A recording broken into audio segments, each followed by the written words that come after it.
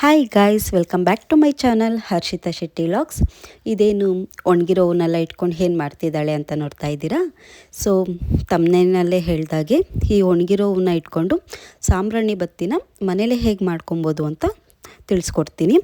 So first of all ಎಲ್ಲರ ಮನೇಲೂ ಪೂಜೆಗೆ ಅಂತ ಹೂವು ತಂದೇ ತರ್ತೀವಿ. ಸೊ ಆ ಹೂವನ್ನ ದೇವ್ರಿಗೆ ಹಾಕಾದ್ಮೇಲೆ ಸುಮ್ಮನೆ ಆಚೆ ಬಿಸಾಕೋಕ್ಕಿಂತ ಅದನ್ನು ಒಣಗಿಸ್ಬಿಟ್ಟು ಮನೇಲೇ ಸಾಂಬ್ರಾಣಿ ಬತ್ತಿ ಮಾಡ್ಕೊಬೋದು. ಸೊ ಫಸ್ಟ್ ನಾನಿಲ್ಲಿ ಹೂವನ್ನೆಲ್ಲ ಒಣಗಿಸ್ಕೊಂಡಿದ್ದೀನಿ. ಸೊ ಇದಕ್ಕೇನೇನು ಐಟಮ್ ಬೇಕಾಗುತ್ತೆ ಅಂದರೆ ಒಣಗಿರೋ ಹೂವು ಮತ್ತು ತುಪ್ಪ, ಇದಾದಮೇಲೆ ಸಾಂಬ್ರಾಣಿ ಪುಡಿ ತೊಗೊಂಡಿದ್ದೀನಿ. ಸಾಂಬ್ರಾಣಿ ಪುಡಿ 1-2 ಪ್ಯಾಕೆಟ್ ತೊಗೊಬೇಕು.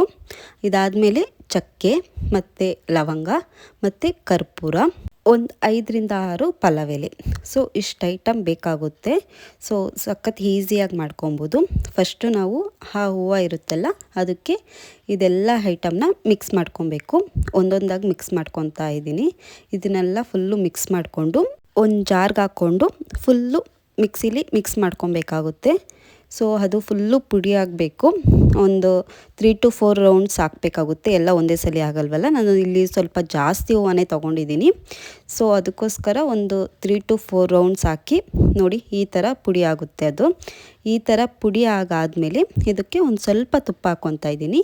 ಸೊ ಸ್ವಲ್ಪ ತುಪ್ಪ ಹಾಕ್ಕೊಂಡು ಚೆನ್ನಾಗಿ ಮಿಕ್ಸ್ ಮಾಡ್ಕೊಬೇಕು. ತುಪ್ಪ ಹಾಕಿ ಮಿಕ್ಸ್ ಮಾಡ್ಕೊತಾ ಇದ್ದಂಗೆ ಫುಲ್ ಘಮ ಸ್ಟಾರ್ಟ್ ಆಗೋಗ್ಬಿಡುತ್ತೆ. ಫುಲ್ಲು ಮನೆಯೆಲ್ಲ ಘಮ ಘಮ ಅಂತ ಇರುತ್ತೆ. ಅದನ್ನು ಜಸ್ಟು ಕಲಿಸ್ತಾ ಇರಬೇಕಾದ್ರೆ ಅಷ್ಟು ಘಮ ಇರುತ್ತೆ ಹೇಳಬೇಕು ಅಂದರೆ. ಸೊ ಈ ಥರ ಎಲ್ಲ ಅದಾದಮೇಲೆ ಇದಕ್ಕೆ ಒಂದು ಸ್ವಲ್ಪ ನೀರು ಹಾಕ್ಕೊಳ್ಳಿ. ನೀರು ಹಾಕ್ಕೊಳ್ತಾ ಅದನ್ನು ಚೆನ್ನಾಗಿ ಮಿಕ್ಸ್ ಮಾಡ್ಕೊಬೇಕು. ಅದು ಹೇಗೆ ಮಿಕ್ಸ್ ಆಗಬೇಕಂದ್ರೆ ಎರಡೂ ಹಿಂಗೆ ಕೈಯಲ್ಲಿ ಅಮ್ಕಿದ್ರೆ ಅಂಟಬೇಕು, ಆ ಥರ ಮಿಕ್ಸ್ ಆಗಬೇಕು. ಸೊ ಈ ಥರ ಆಗುತ್ತೆ.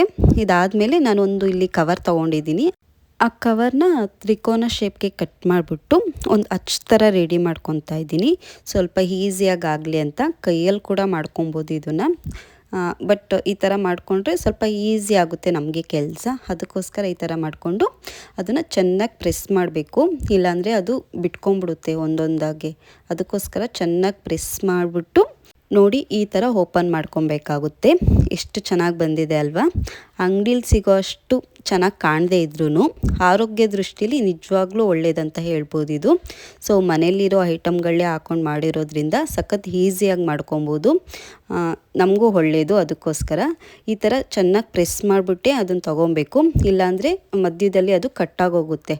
ಅದಕ್ಕೋಸ್ಕರ ಚೆನ್ನಾಗಿ ಪ್ರೆಸ್ ಮಾಡಿ ತಗೊಳ್ಳಿ. ಇದೇ ಥರ ಎಲ್ಲನೂ ಮಾಡ್ಕೊಬೇಕು. ಸ್ವಲ್ಪ ಟೈಮ್ ಹಿಡಿಯುತ್ತೆ, ಬಟ್ ಒಂದು 2 ಮಂತ್ಸ್ ಅಂತೂ ನಿಜವಾಗ್ಲೂ ಬರುತ್ತೆ. ನಾನಿಲ್ಲಿ ಜಾಸ್ತಿ ಕ್ವಾಂಟಿಟಿ ತೊಗೊಂಡಿರೋದ್ರಿಂದ ಒಂದು 2 ಮಂತ್ಸ್ ಬರುತ್ತೆ.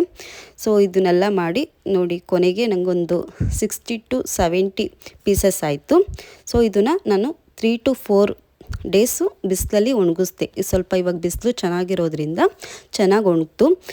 ಹೇಳ್ಬೇಕು ಅಂದರೆ ಅದನ್ನು ತುಂಬ ಚೆನ್ನಾಗಿ ಒಣಗಿಸ್ಬೇಕು. ಇಲ್ಲಾಂದರೆ ಏನಾಗುತ್ತೆ ಅಂದರೆ ಇವಾಗ ಬತ್ತಿ ಉರಿಬೇಕಾದ್ರೆ ಮಧ್ಯದಲ್ಲಿ ಆರೋಗೋ ಚಾನ್ಸಸ್ ಜಾಸ್ತಿ ಇರುತ್ತೆ.